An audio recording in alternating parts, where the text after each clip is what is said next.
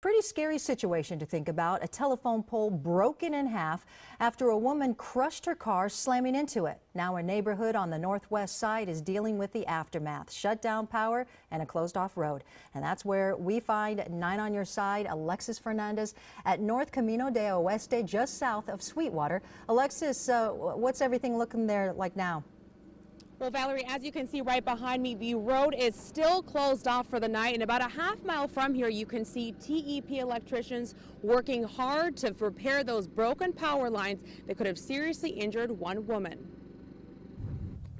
At around 4 o'clock this afternoon, Bob Fund heard something unusual outside his home. Heard a huge crash. He immediately called 911 and went to check it out. Walked out to the front door and I saw this vehicle behind us sitting here almost in my driveway. He found a woman in her car, so he told her to stay inside because of the active power lines. Knowing that she was in there and was okay, I mean, was that a little bit of a relief? Yeah, it was nice. I don't like to see anybody get hurt, even if, it caused a lot of damage to my place. But this damage is a familiar story. Not again, because I'd had a crash about 2 years ago that took out my mailbox. This time it was much worse. Pima County Deputy Ted Hartenstein says the elderly woman had been driving south on North Camino de Oeste when something went wrong. Possibly some kind of medical problem. She lost control of her vehicle, went across the center line. Sheriffs say the driver veered off the road, traveled nearly 100 feet, plowing through 3 Palo Verde trees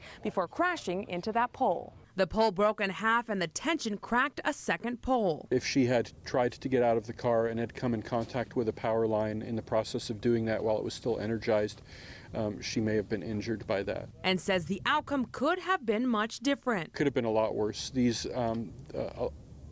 power lines are energized with many thousands of volts of electricity at a very high amperage. But for Fund, it's not a great start to his weekend. I have a lot of work I have to do.